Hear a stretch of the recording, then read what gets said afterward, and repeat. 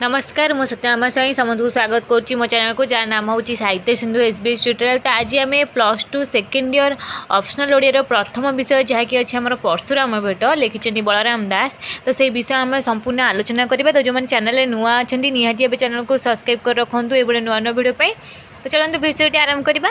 तो प्रथम विषय जहाँकि रही कविता परशुराम भेट लिखिं बलराम दास।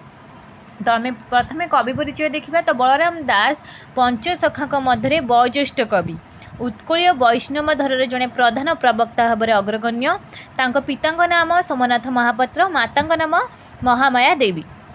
तो से वेद वेदांत गीता भागवत विभिन्न पुराण शास्त्र अध्ययन कर पांडित्य अर्जन करथिले। बलराम दासंकर सर्वश्रेष्ठ कृति होउछि जगमोहन रामायण। यह से दांडी वृत्तर रचना होइतबे ताको दांडी रामायण मध्य कुआ जाय। तो जगमोहन रामायण संस्कृत रामायण को आधार करथिले। ताहा मध्य एक मौलिक सृष्टि तांकर जगमोहन रामायण। तो अन्य तांकर रचना गुड़ी होउछि ब्रह्म पुराण, लक्ष्मी पुराण, बट अवकाश, ब्रह्मांड भूगोल, भाव समुद्र, मुर्गुणी स्तुति, ब्रह्म गीता, दीप्तिसार गीता, अमरकोश गीता, यही सी अन्य सबू काव्य कविता रचना करथिले। तो आम प्रथम ये देखा जे परशुराम भेट कॉन्सेप्ट कौन, विषय वस्तु कौन रही परशुराम भेट, परशुराम सहित कहार भेट होउछि। तो परशुराम भेट कविताटी बलराम दासंकर जगमोहन रामायण आदि कांडरू आसी। समस्ते मन रखिए परीक्षा पड़े। एतबेले शिवधनु भग्न करी स्वयंवर सभारे सीतांक पाणिग्रहण पूर्वक श्रीराम अयोध्या गमन उद्देश्य मिथिला कटकरू प्रस्थान कर। तो राम एटी सीतांक स्वयंवर को आसछन्ती, शिवधनु भागी सीता को विवाह करी सी कटक मिथिलारू बाहर अयोध्या को। तो सी जितेबाला जीवा बाटरे से परशुराम सह भेट होती। कौन होती केमी भेट होती सब कौन घटी आम ये कवितार पढ़ा जहाँकि सार वस्तु। तो चलते कविताटी आरंभ करवा। तो प्रथम पाराग्राफ देछि मिथिला कटकरू से होइले बाहर बाटे राजा माने दियंती उपहार। तो से माने जेतेबेले कटक मिथिलारू बाहरिले तेरे विवाह सरिला, स्वयंवर सरिला, आमर राम कौन कले श्रीराम आमर शिवधनु भग्न करी सीता को जो स्वयंवर सभा जीतिले बा स्वयंवर सभा जो सीता को सी विवाह कले तापर कौन कर से कटक मिथिलारू बाहरी बाटे राजा माने दियंती उपहार। तो राजा माने बाटरे गला बेले विभिन्न प्रकार उपहार दियंती। जेहेतु नवविवाहित जोड़ी तो जेहेतु तांकर शुभ कार्य होइछि तो रास्ता जेतेबेले निज राज्य को से गमन कर अयोध्या को तो बाटरे गला बेले अलग राज्यर राजा माने तांको उपहार प्रदान करुछंती।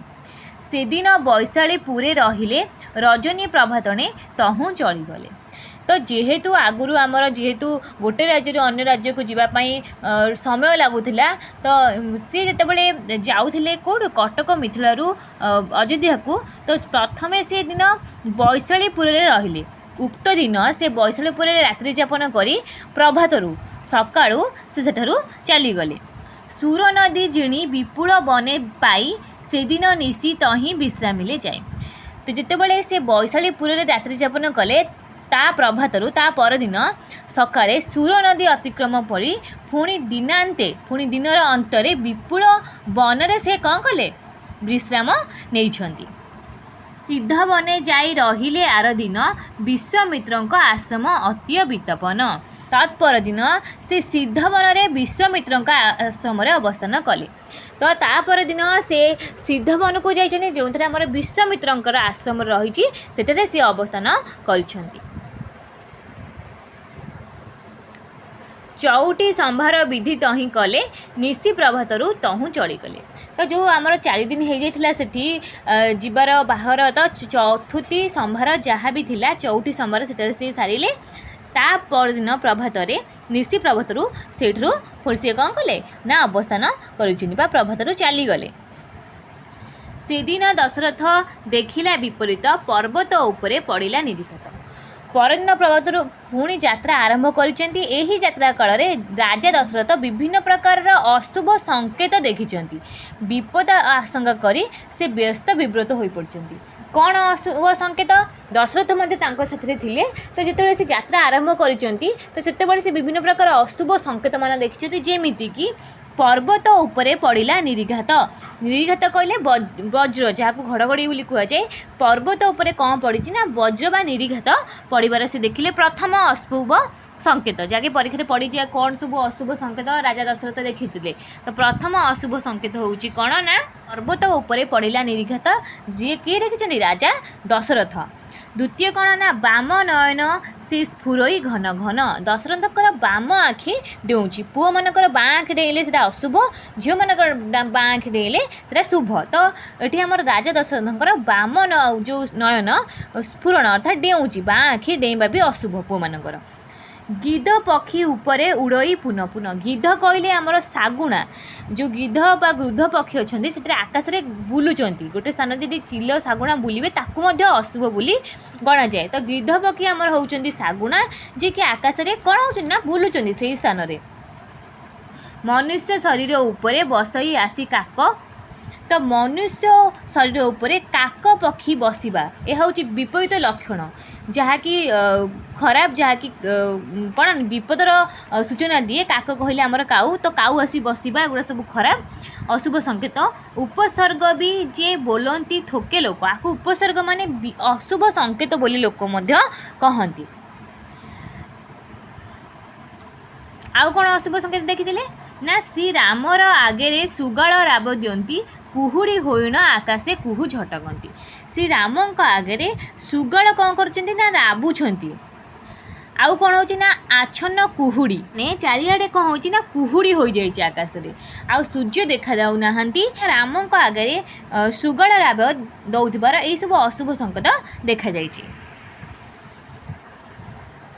सूर्य किरण होइला न्यून कि जानी दिनकर पूर्णिमार जन्म अर्थात सूर्य अच्छा किंतु तांकर प्रभा ना किरण ना निम्न हो जाइछि। ता सहित कौन होइछि ना सूर्य आकाश में धूमकेतुर आविर्भाव घटी प्रभाहीन सूर्य कहले किरणहीन हो जाइछन्ति प्रभाहीन हो जाइछन्ति। जेमिति पूर्णिमार जह्न राति थाए जह्न दिले कौन किरण पड़े कि ये पूर्णिमार जह्न परी सूर्य देखा जहाँकर प्रभाहीन अर्थात किरण ना केवल सूर्य ही आकाश में अच्छा किरण तांकर प्रभा ना।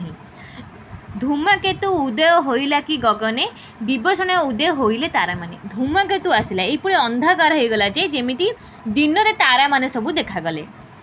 कुहुड़ी कला प्राय नदिश दिवस प्रबल होइण जे बहई बतास पूरा कुहुड़ी हो गला जगह किछि देखा जाएनी पाखक जिनस किछि देखागला नाही। प्रबल होइण बतास बहिला जोर पवन बहिला बतास आसला जहाँकि आमर कौन ना विपदर लक्षण बा अशुभ संकेत। दिन में तारा मानकर आविर्भाव प्रबल बेकर बतास प्रवाह इत्यादि मंद लक्षण गुड़िक राजा दशरथ को अतिशय प्रमादग्रस्त करिछि। तो अर्थात दुख किए प्रकाश कर दुख प्रकाश कर दशरथ।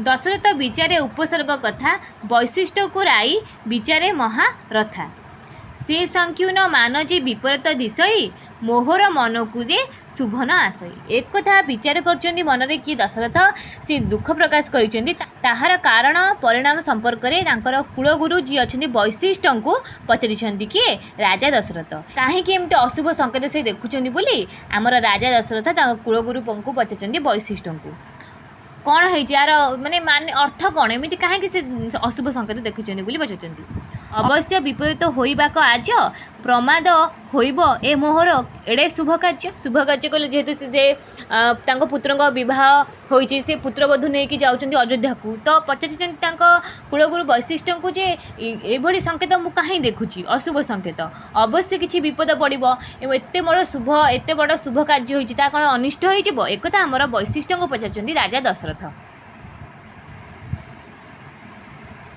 मुनिए बोइले हो आन नाही किछि एक कथा एक भ्रांत तोर अछि क्षेत्रीकर ऐरी जे अटई परशुराम सिद्धवन एहु करी अछि सिद्धवने जे एहु करी अछि आश्रम।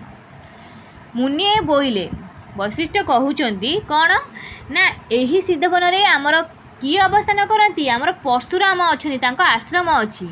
मुनिए बोइले हो आन नाही किछि एक थाक भ्रांत तोर ने भ्रांत चिंताधारा भूल चिंताधारा एमती किसी अशुभ नाही किंतु एही आश्रम क्षत्रियंकर शत्रु किए बैरी आमर क्षत्रिय मानकर शत्रु होचनी परशुराम से क्षत्रिय मान कौन करती हत्या करती तो से आश्वासन दे वशिष्ठ कहते जे यही सिद्धवन में क्षेत्रीकूलर शत्रु परशुराम अवस्थान कर सम्मुखीन हेले अघटन होबार संभावना को बाद देले अन्य किछि विपदर आशंका नाही बोली से वशिष्ठ दशरथ को आश्वासन देछन्ति जे ए वन रे सिद्ध वन रे केवल आमर क्षत्रिय मानकर शत्रु परशुराम अवसान करूछन्ति त तांको आगु गले ही किछि अनिष्ट घटिबो ता छडा ताकू बाद देले अन्य किछि भी अनिष्ट बा विपदर आशंका नाही एहा कहि से दशरथ को आश्वासन देछन्ति।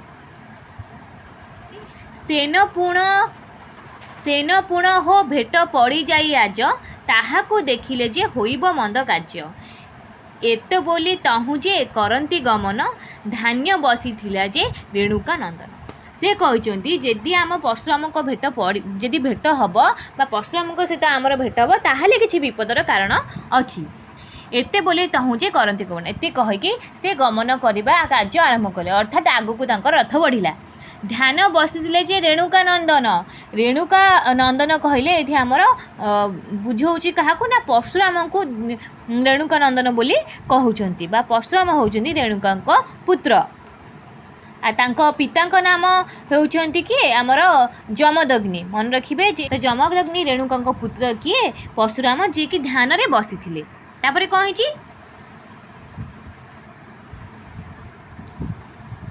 ध्याने छाड़िला जे परशुराम मुनि समाधि भाजिला जे वीरतुर शुणी अर्थात जितेबले ध्यान रे बसी आश्रम रे परशुराम मुनि सेतेबले तांको ध्यान भांगी कौन पाई ना समाधि भाजिला भाजिला अर्थात तांको समाधि बा ध्यान भांगी गला जे वीरतुर शुणी जेहेतु आमर रामचंद्र विवाह करिकी निज राज्य को गमन कर तो वीरतुरी बजै बजै से जाउछंती तो सेतेबले तांकर जो वीरतुरीर शब्द शुणी आमर परशुराम मुनिकर ध्यान भांगी जाइछि मने विचारई से किस जे शब्द सर्वण को शुभई से वीरतुरी वाद्य से भाविले कौन वाद्य हो पारे तापर भावुछंती तो वीरतुरी किछि वीरत्वर कार्य कला परे वीरतुरी बाजे तो ये वीरतुरीर शब्द से बोली भाविले आबर की वीरे अछंती देह घेनी वीरंत न मारी शून्य कलई मेदिनी से कहते मु तो क्षत्रिय मानकर शत्रु समस्त क्षत्रिय मानक मु तो कौन कली हत्या कली आहुरी भी रही जाइछन्ती क्षत्रिय माने वीर माने जे कि वीरतुरी बजाउछन्ती मो आश्रम रे आसिकी तो एकथा भाबिकी किए रागी जाइछन्ती आमर परशुराम पुणी वीरतुर सुभिलाक मते केवल वीर प्रदापी होइला जगते किए से एमती प्रताप वीर जगत रे जन्म नेला जे मो आश्रम रे आसी पुणी वीरतुर शुभ होची किए से क्षत्रिय वंश एबे भी जीवित अछन्ती जेठी वीरतुर बजाउछन्ती तो एई भली कथा मन कही रागी गले कि आमर परशुराम पुणी वीरतुर सुभिला को मते केवल वीर प्रतापी होइला जगते किए से वीर प्रतापी जे वीरतुरी आसी मो आश्रम रे बजाउछन्ती पूर्वर कथा मन नाही कि से शुणी वीरतुर बजाई जे केवल गुण फेनी सी कौन पूर्व कथा मान जानी ना जे आश्रम रे मोर एक वन रे मोर आश्रम अच्छी मुझे अवस्थान करुच्ची कौन पे सी एठारे वीरतुरी बजाऊँगी से कौन मो कथा शुणी ना जे मु क्षत्रिय मानक शत्रु वीरतुर बजाई से केवल गुण घेनी कौन एमती गुण अच्छी ता पाखे जे क्यों गुण पाई बा को विजय लाभ कर वीरतुरी बजाऊँगी तो यही किछि कही रागुछन्ती आमर परशुराम वीरदर्प गंजन मु वीरंकर नाथ जे वीर बोलिब छेदई तार माथ मु वीरदर्प गंजन वीर मानकर गर्व को कौन करे मु कौन करे ना भांगी दिए मु हूँ बैरींकर मु हूँ से वीरंकर नाथ जे वीर बोलिब छेदई तार माथ जे निजको वीर बोली क्षत्रिय बोली कहब मु ता मथा कौन करी छेदन करी किए कहते परशुराम वीर बोली मु जे नथोइली सीमा एत बोली कोप कलाक परशुराम मु वीर बोली कौनसी सीमा नहीं आ कौनसी सीमा मध्य रखी नहीं एते कहीकि से रागी गले जे किए से वीर एमती बंची जे धरापृष्ठ जे वीरतुरी बजाऊँगी निश्वास खरतर काल सर्प जानी जमी रागी गले लोक पूरा सह सह हुंती सेमती बड़े जोरे पूरा सह सह होचंदी कि आमर परशुराम रागी जाइछन्ती अधिका ना निश्वास खरतर काल सर्प जानी जमी साप सह सह हुंती सेही भली निश्वास प्रश्वास नौचंदी रागी कि आमर परशुराम घन घन कोप जे करई परशुमणि बनस्तरु बाहर होई दिशिलाक ऋषि कला मेघ विदारिकी बाहर हुए शशि शिरे नागबंध पिंगला बन्न जटा सर्वणे कुंडल कटिरे काछटा। तो तो कहले ना एतिक कही सी कौन कर क्रोध जर्जरित हुई धनु कुठर आदि अस्त्र धारण करी सी कौन कर से सैन्य सामंतक गति को रोध करने जाइछन्ति रागिकी। तो वनस्तु बाहर होई दिशिलाक ऋषि वनस्तु बाहर की रागी जाइछन्ति जे किए से वीर बंचिछन्ति धरा पृष्ठरे तांकु देखिबा पाई। कला मेघ बिदारिकी बाहर हुए शशि जमी कला मेघ पूरा सुंदर शशि चंद्र एमती बाहर हुए से भली से जो कुहुड़ी होता ता भितर कौन कले ऋषि बाहर जमी आम फिल्म स्टाइल एंट्री कहती जमी आम हिरो एंट्री नियंती जमी पूरा कुहुड़ी होती सेमती पूरा कुहुड़ी होती ता भितर आमर परशुराम बाहर की जाऊँ अर्थात जमीती कि कला मेघ भितर की चिरिकी कला मेघ को शशि बाहर हुए से भली बाहर कि आमर ऋषि परशुराम। शिरे नागबंध पिंगल बर्ण जटा शिरे से कौन कर नागबंध शिरे नागबंध कहले आमर जो खोसा करती से भली नागबंध चटा करिसेंती को बर्ण पिंगल बर्ण पितल बर्ण बा पिंगल बर्णर नागबंधर जटा करिसेंती। सबने कुंडल कटिरे काछटा सबने कहले कन्नरे कन्नरे कौन कुंडल पिंधिचंती आउ कौन ना कटी कटी कहले अंटा अंटारे काछटा काछटा कहले कैपुनी काछटा कहले कौन ना कैपुनी तो अंटारे कैपुनी खंचंती बांधिचंती। तो ये आमर बेश पोशाक परशुरामकर दिगला कंठरे तुलसी रुद्राक्ष माଳ साजी पुई चांदिया माଳ हुदरे विराजी अर्थात तुलसी रुद्राक्ष माळ कंठरे तुलसी रुद्राक्ष माळ पकईचंती पुई चांदिया माळ हुदरे विराजी पुई चांदी कहले पुने चांदर माळ सबू रखिचंती बेकरे गलाइछंती। कृष्णाजीन छाल कटिरे ओहुड़ी कृष्णाजीन छाल कटिरे ओहाड़ी अंटायण ताहार अछई जे भिड़ी कृष्णजीन छाल कहले कृष्णसार मृगर छाल को से अंटार बा कटिरे कौन कर बांधिचंती अंटायण अछई से भिड़ी भिड़ीचंती अंटारे।